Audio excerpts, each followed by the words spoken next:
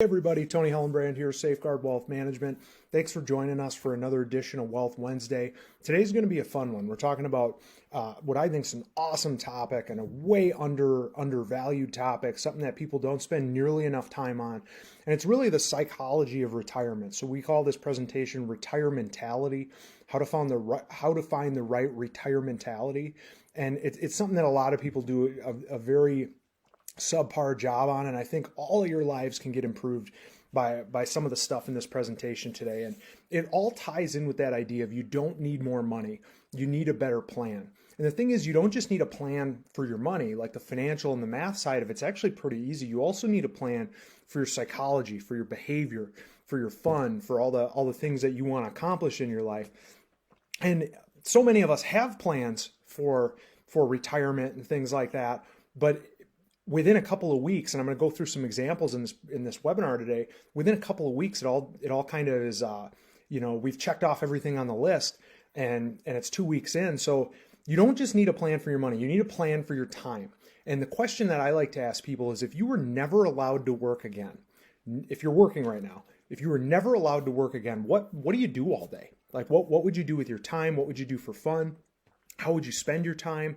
And the thing is, when you get into retirement here, you should, number one, feel a great sense of accomplishment. You put in a lot of time, a lot of hours, building skills and saving money and putting money away and doing the right things and making the right choices to grow that money. And you've accomplished a really huge thing here in actually getting all the way to retirement. So number one, you should feel really good.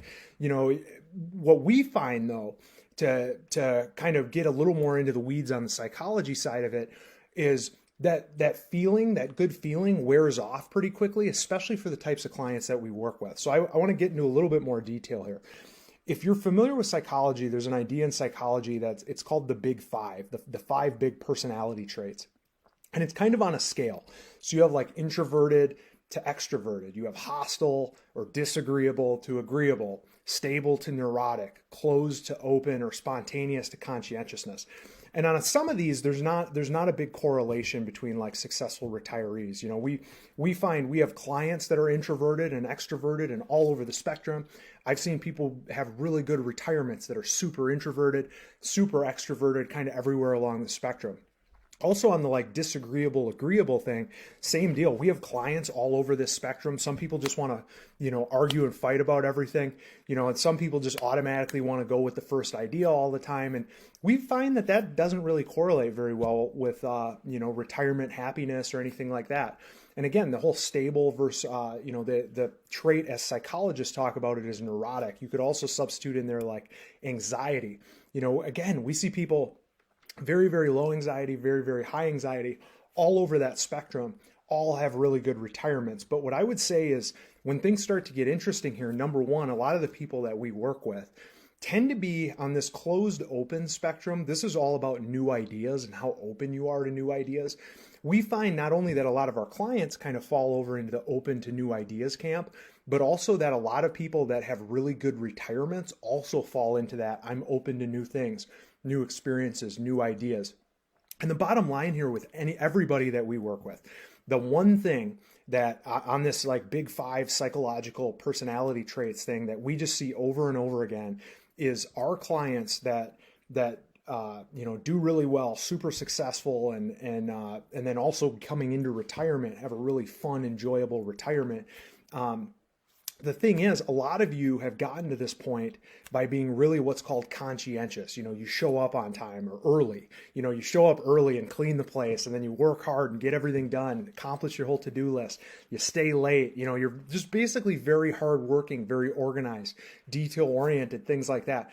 And retirement forces you to kind of be a little bit more spontaneous. And what we find is that clients, potential clients, people that we just hear stories from people that have been very conscientious for 30, 40 years, working 50, 60 hours a week, busting their butt, trying to accomplish things, they have a very hard time being spontaneous. And what I would say is they're kind of going about it the wrong way. Like throw out the whole idea of you being spontaneous. We'll get there later in the webinar here, but for a minute, what we find, people retire and there's some sort of trip or some sort of, week or two, there's something they've been putting off for a long time. They go do that thing. So a lot of times it'll be they retire, they have 6 months of vacation saved up. They go take a week or 2 week long vacation and they just, oh, it's so relaxing. They love it. They're like, man, I should have retired a year earlier, all that type of stuff. And that's just kind of the initial feeling, because what we find with a lot of the people that we work with is they were go-getters, all walks of life. We have executives, we have people, we have mechanics, we have, engineers, plumbers, all different sorts of people, teachers, nurses.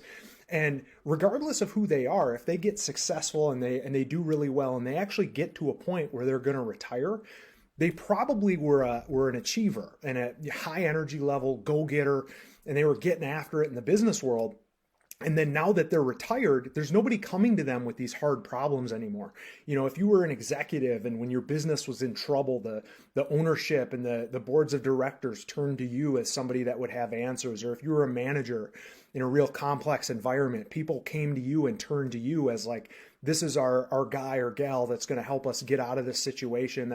You were kind of the pressure performer. And what happens now, this is purely for fun, but you move into retirement and there's not this crew of people turning to you for your advice, and your knowledge and your expertise and experience and all that type of stuff.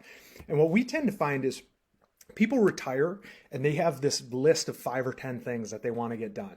They're like, man, that garage has been really getting out of hand, and that's going to keep me busy in retirement. And I know that no one really believes that, but those are literally the things we hear said.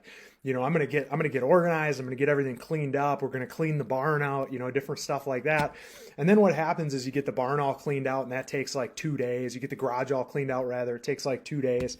And then you find yourself, like Al Bundy here sitting on the couch on day number 3, and you're like, man, there's nothing to do. I'm bored. And we hear the dreaded phrase. So this is how you know that you're off a little bit on your retirementality. When this phrase enters your mind, maybe I'll go find a job. Okay, that should be number one. That should be a red flag. If you're retired, there's only a couple of reasons you should go back and get a job. Number one, from a financial sense standpoint, if you need the money, you probably shouldn't be retired. Okay, but if you don't need the money, and maybe you may need the money, and there's maybe a health insurance issue.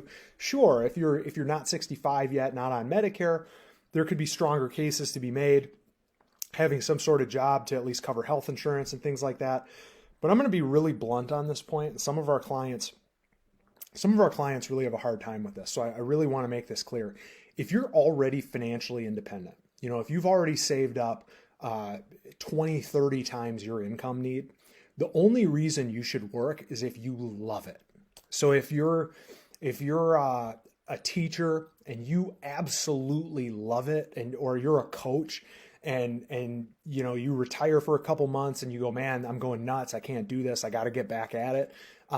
You might love it, and that's a good reason to do it. But don't kid yourself on this point. Don't convince yourself that you love it if you don't actually love it, because what's going to happen is you're going to live a life of regret. And if you go back later and 20, 30 years down the road, go, man, I worked myself till I was 70 or 80, and I'm not able to travel as much. I'm not able to spend as much time with family. My kids and grandkids, I didn't get to spend as much time with them as I should. And when you start seeing, like, there was a book, and this is going to get a little dark, but I'm morbid. I'm going to kind of bring it back. There's a book called Regrets of the Dying. And it was a guy that went to some nursing homes and talked with some of the folks there. And the regrets are not what you would expect. The regrets are not like, I should have worked harder. I should have tried more. The regrets were like, I should have taken more time off. I should have spent more time with my family. I should have retired earlier. So things like that. I should have been more aggressive in taking some chances and different things like that. And what I'll say is, you only get one life. Don't live a just in case retirement. You've gotten to where you are by being very diligent, very responsible, very organized. And you need to apply some of those things to retirement if you want to have a successful retirement. There's a pattern that we see. I forgot to complete the thought here, but the pattern that we see is people get to retirement, and the way you got, say, to a retirement at age 65 is for 40 years, you put away 20% of your paycheck. You know, you were very frugal, very responsible. You saved up a bunch of money, and you're used to that. You're used to taking a chunk out of each check, setting it aside, you know, having your savings accounts and investment accounts always be growing. And the psychological shift of moving into retirement is untenable for a lot of people. They can't handle this vision where they're seeing their accounts drawing down, even though it took them 40 years to build it up. And what I'll say again, life is too short. You know, you earned the right to live paycheck to paycheck. There's a guy named Tom Hegna who's big in the financial advisory space. He calls it a play check. You know, in retirement, you want to have paychecks, covers utilities, stuff like that, but you also got to have a play check. And the point here, like, let's say you set yourself up a $5,000 a month income. The point here is not to now go try to live on $4,000 a month and put an extra $1,000 a month away. And we see people do this all the time. That's the pattern that we see, is they get into retirement and they try to still live like a saver. I want to say this again. In retirement, you have earned the right to live paycheck to paycheck. The point here is not to try to pass $1 billion on to your heirs, because what we see all the time, over and over again, someone is super responsible, super frugal, making all the right decisions. They pass all this money on to their children, and they're trying to get the kids to be, you know, stewards of capital and try to grow like generational wealth. And the first thing the kid does is he goes and buys a Lamborghini. And someone is going to spend this money. Okay, there's 3 options. Well, there's really 4 options. Okay, that it could be your heirs, they're going to spend this money. It could be a charity, they're going to spend the money. It could be the government, or it's going to be you. Okay, those are the 4 options. So it's going to be kids, charities, government, or you. You know, and it could be kids, grandkids, friends, you know, whoever you want your heirs to be. But the point being, we're in the camp that for a lot of people, you're the one that should be enjoying this money. You built it. You know, these other organizations and stuff. And don't get me wrong, if you love a charity, if you love a nonprofit, we're all for, you know, some more advanced gifting strategies to try to get money to them, especially in a way if it can help you on taxes. That's great. But you're getting enjoyment out of that money when you're giving it to a charity or something like that.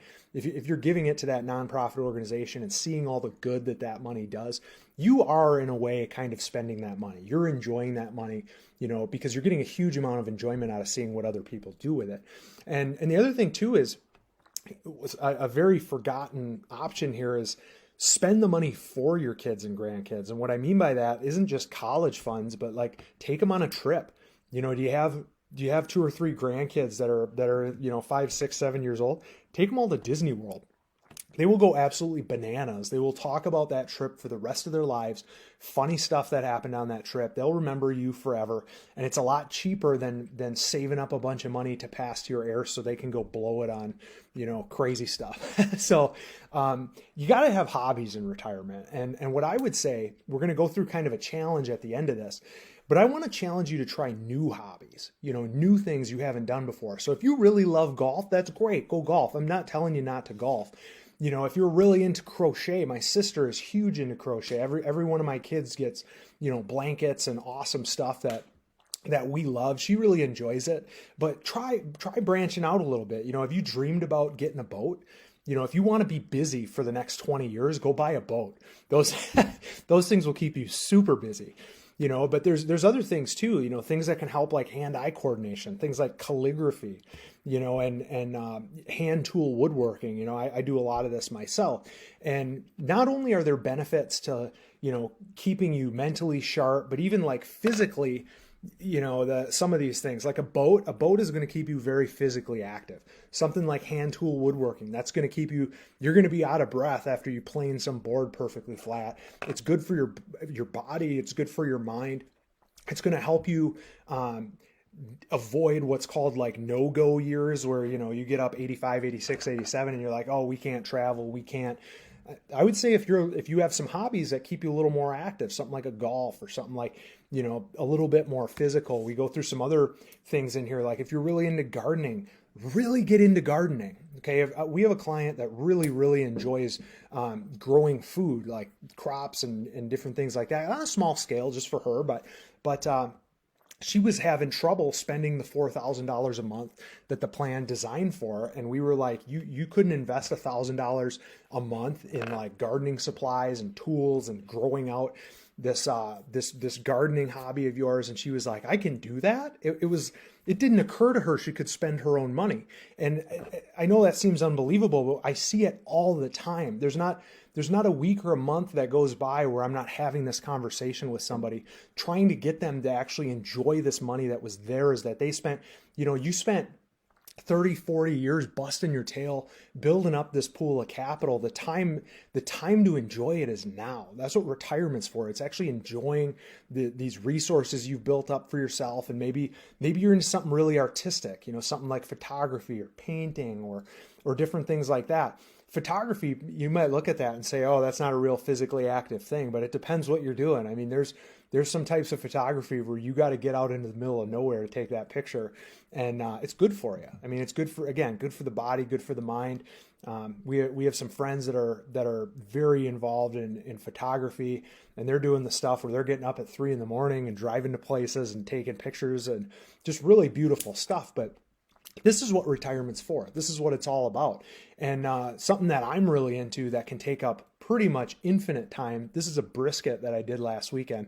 This was before it went into the smoker. This is when it came out after it was done. And I'll try not to like drool as we're looking at this thing. But if you want to go burn 18 hours doing something, get into like smoking meat or get into really any kind of cooking.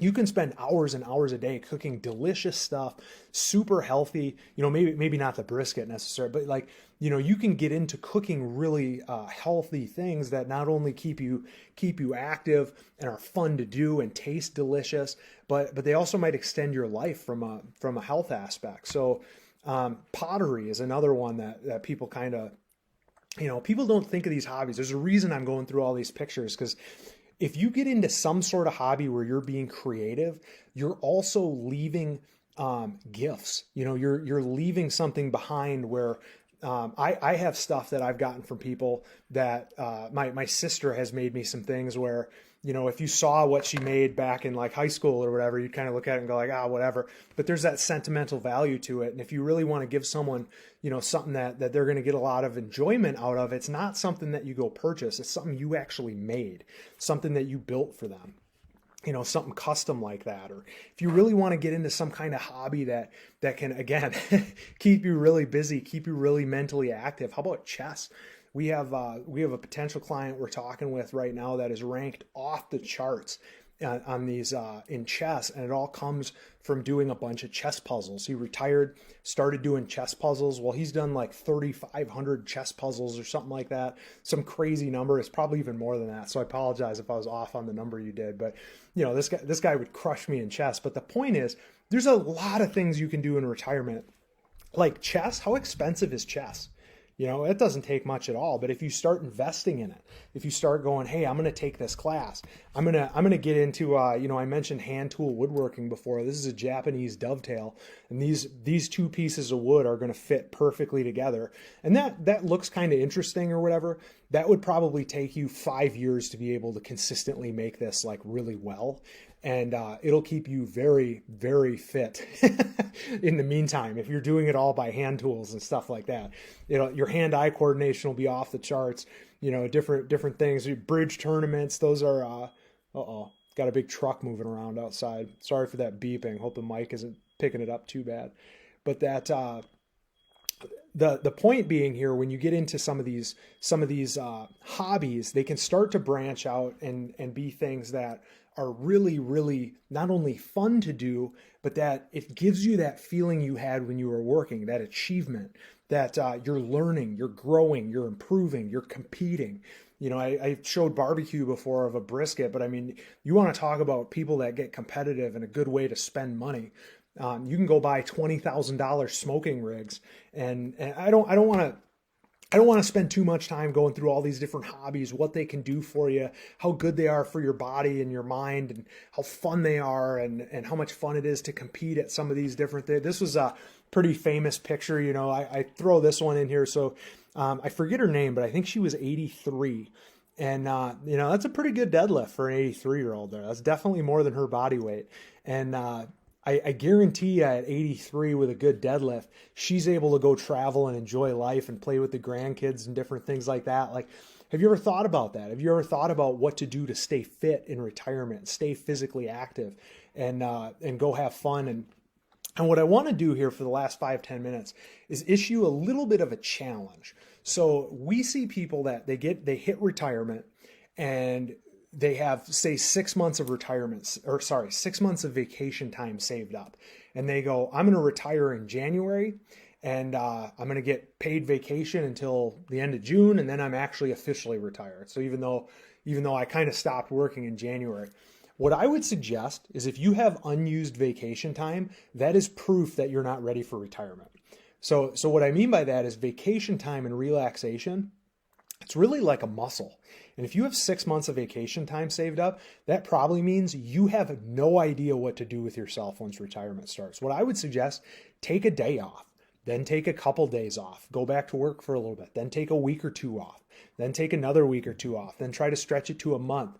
If you can get up to like 2 months, 2.5 months, something like that, starting to get more of like a sabbatical, you're probably ready for retirement. If you're not going absolutely crazy doing that, you want to be able to build up into these hobbies. You want to be able to phase into retirement. I would say psychologically, it's much better for you to retire, little by little over the course of a year or two, rather than just going from 50, 60 hours a week to just boom, nothing. And also the people talk about a bucket list, and there's a lot of, some people go, oh, I don't want a bucket list, because then it sounds like, we're talking about kicking the bucket. And okay, call it something different. Call it a to-do list or a fun list or a whatever, and try to get a ton on there. I'm talking hundreds of things, hundreds and hundreds of things. Try to rank which of these experiences, which one of these things would you like to do, first and earliest in your retirement. Lay out a perfect day, and a lot of times people go, oh, I don't want to do that. I don't want all my days to be the same. Okay, lay out the perfect week. You don't even have to follow it. But what my question to everyone is that's coming into retirement is, what do you want to do in retirement? What do you want to learn? What do you want to grow in? What do you want to challenge yourself and push yourself in? What would you like to achieve in retirement? What would you like to build? What would you like to give in terms of both like your time and your money? Because you don't have to view retirement as just sitting on the couch like that Al Bundy picture earlier. Retirement should be another time of achievement and going out and accomplishing goals and growing and learning and becoming even better than you were yesterday. Those types of things. That's retirement. All that self-improvement aspect and that striving and all that stuff applies just as much to retirement as it does to your career. It's just people that are off the charts conscientious, like we're used to interacting with, because they tend to be really, really successful. They work hard, they make good decisions, they do all the right things. Those people really have a hard time with retirement. And I would say you need to approach your retirement like it's a job. You need to make lists. You need to push yourself to try to relax more, and this sounds crazy, but I'm completely dead serious about this. You need to approach this like it is your mission to have as much fun as possible over the rest of your life, and do not let some sort of job suck you back in when you should be out enjoying life. That's really what this is all about. And this is a picture of my dad there on the left. So that's Todd, and he's holding my middle daughter, Aubrey, and that's Morgan on the right. And I bring this up because my dad is a super hardworking guy. I mean, anybody that knows him, he's one of the hardest working, longest hours, type of guys. And he is, I have spent so much time, and other people, and my mom and different people around him have spent so much time trying to get him to just slow down and enjoy life and do the things that he likes. And I'm proud because he's actually starting to do it. This is a picture when he took all of us out to a pretty nice farm with a pumpkin patch and all that type of stuff back in the fall. But he's actually starting to, have more fun, starting to approach things a little bit more as like an actual, enjoyment of life rather than like working yourself into the ground. And his business is actually taking off. He had a great business before, but is doing even better now, because I think for a lot of reasons, but but it's just good for you. It's good for your energy level to just get out and have fun. And I don't know that my daughters are going to know anything about his business, or they're not going to know anything about, his employees, or like all the work he's put into things, and his financial decisions and how frugal he's been and saving money and all that type of stuff. But I guarantee they're going to remember the day that he took them to the pumpkin patch. And my wife's dad, his name's Dave. He's got some property up north of Green Bay, and same thing. They don't know anything about Grandpa Dave's business and the great successful business he had, and how much time he put in and how hard he worked and the chances he took and all that type of stuff. But they know that when Grandpa Dave takes them up north, they get to ride four-wheelers with Grandpa Dave, and they get to go in the pond with Grandpa Dave, and they get to go up in the deer stands and all the different, that's what people are going to remember you for. They're going to remember the time you spent with them, and the energy you put into them and trying to help them. And what I want to leave you all with, so it's just in closing out this Wealth Wednesday, this is a quote that a potential client of ours sent over to me and texted me while we were talking back and forth. And it's something that I absolutely love. And it's a quote I've heard before, but it was a good reminder. So he said, Warren Buffett said this. He said, "Rational people don't risk something they have and need for something they don't have and don't need." Now, we were originally, when we were sending these texts back and forth, we were talking about this financially. You don't risk money that you need for your retirement to get something that you don't need, like, more money, like more growth. Like, the time to take crazy chances is not at age 65. Let's say your plan says you need $1.5 million and you have $1.6 million. That is not the time to go bet $1.6 million to try to make $3 million. You don't need that more money. You don't risk the money you have and need for that. But I want to apply this a little bit differently to Retirementality. Here's what I mean. Now we're not talking about money, we're talking about time. Okay? How much time do you have? Nobody really knows. Well, like, do you need more time? Like, yeah, we all need more time, but we all want more time. I recently had someone, so Warren Buffett, one of the richest people in the world, recently somebody asked me, yeah, he's the richest guy in the world, or he's not, but let's say he's the 5th richest guy in the world or something.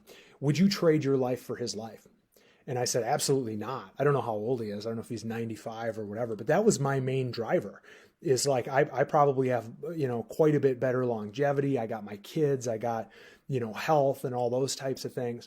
So don't give up this precious, precious resource you have, this time, right? When you retire, you might have 5 years, you might have 20 years, you might have 30, like nobody knows, but it's precious. And it's time that you can actually, now you have the complete freedom to spend this time on yourself, your own happiness, your own enjoyment. Don't risk this thing you have and need, this time, to go get something you don't have and don't need, which is a little bit more money.